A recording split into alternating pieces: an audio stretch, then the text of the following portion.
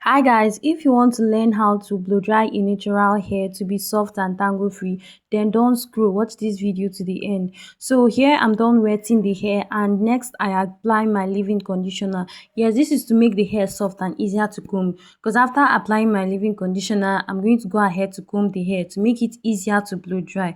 Yeah, so that it doesn't stress me at all when blow drying it. So this is very important. It's very important that you wet a natural hair before blow drying it. It will make it easier. But if it were to be an artificially processed hair or maybe a relaxed hair, right, no need, wetting it. You just go ahead to comb it. If the hair is wet, you dry it before blow drying it. Yes, but for a natural hair, to be specific, right, you have to blow dry it when wet to make it easier to comb.